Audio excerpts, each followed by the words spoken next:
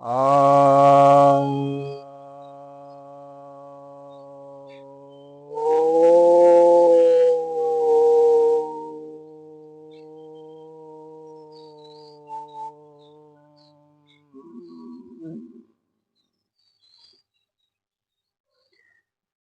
सभी भक्तजनों को सप्रेम नमन।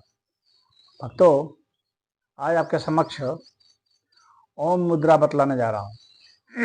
यह मुद्रा सबसे लोकप्रिय मुद्रा में से है। इसका साधु संत बहुत ही ज्यादा प्रयोग करते हैं।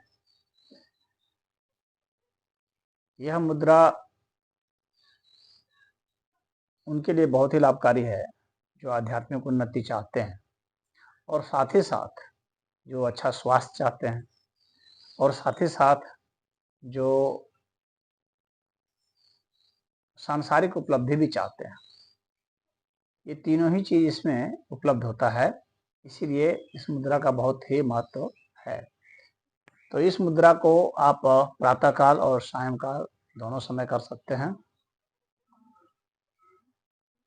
और स्नान ध्यान कर के ही इसको करना ठीक है। शौच क्रिया से निवृत्त होकर के खुले स्थान पर, मंदिर में भी कर सकते हैं, नदी किनारे, पहाड़, जंगल,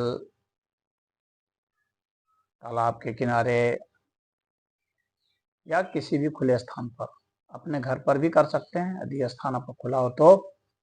यानी शुद्ध वायु का संचार वहां होना चाहिए। कम्बल दरी बिछा करके बैठ जाइएगा।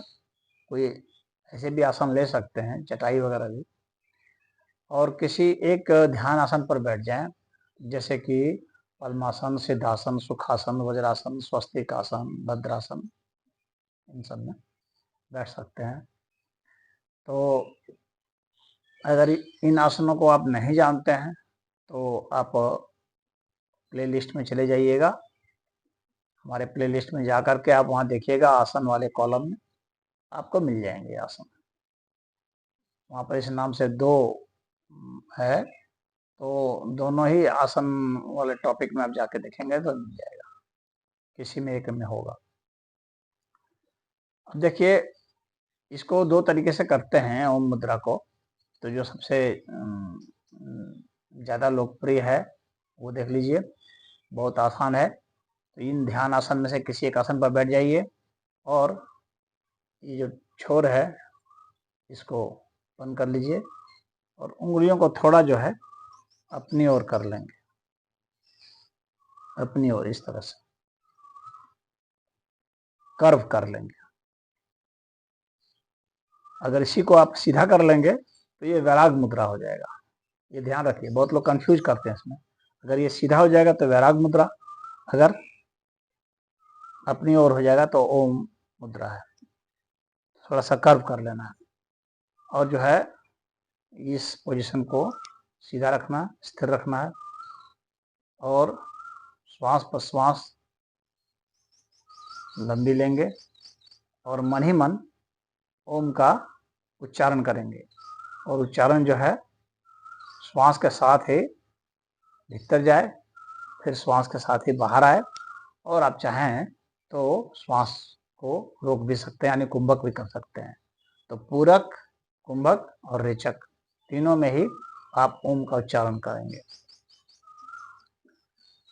और मन ही मन करेंगे, शांत भाव से स्थिर होकर के करेंगे और आराम से श्वास भरेंगे, आराम से श्वास को रोकेंगे बिना तनाव के और आराम से छोड़ेंगे।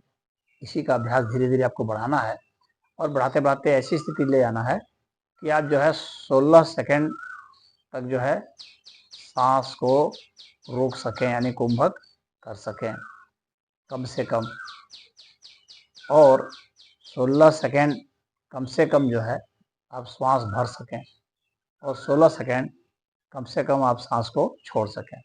ये सम कहलाता है, सम स्थिति है। और आदर्श स्थिति में है कि आप जो है 16 सेकंड जो है सांस भरिए और 64 सेकंड सांस रोकिए और 32 सेकंड में सांस छोड़िए, वो स्थिति।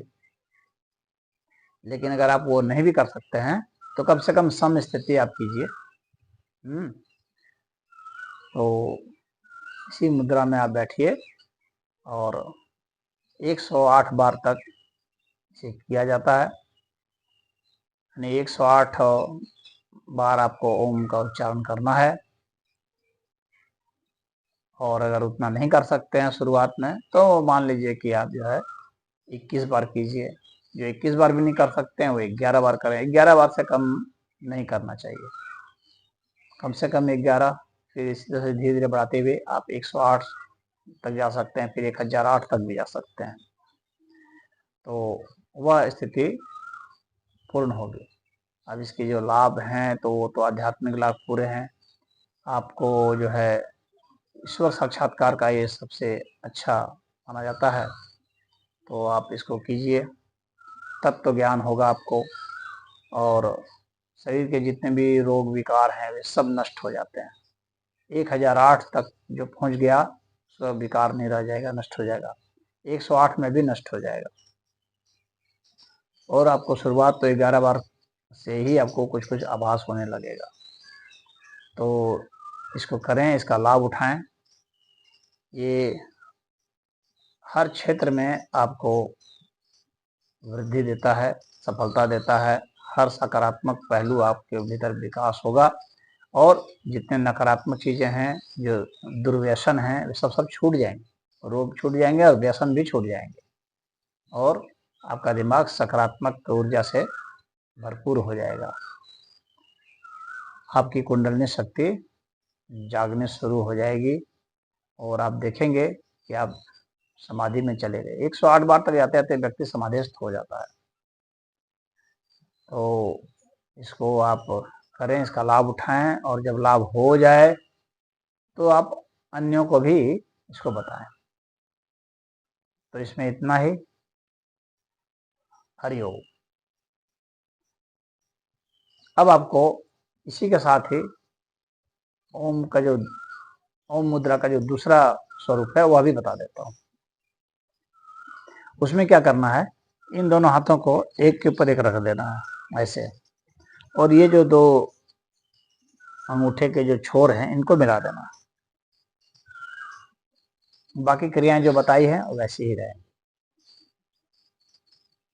ये भी काफी लोकप्रिय है।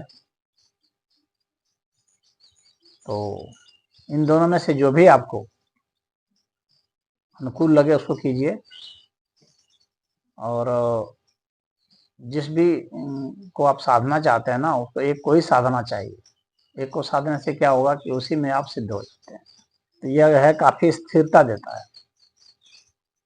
लेकिन इसमें और उसमें जो फल में अंतर है वह बता देता हूँ। इसमें जो है आपको स्वास्थ्य लाभ, आरोग्य लाभ तो होगा और आध्यात्मिक लाभ भी होगा, लेकिन सांसारिक लाभ इसमें घट जाएंगे। सांसारिक लाभ इसमें उतने नहीं होंगे और इसमें सांसारिक लाभ भी होंगे, यानी आपके पास धन, वैभव, पद ये सब भी आते हैं। तो इस दोनों में से आप जो भी करना चाहें, आपका जो चॉइस हो वो आप कीजिए और फिर अन्य को भी बताइए। तो इसमें इतना ही। हरि ओम।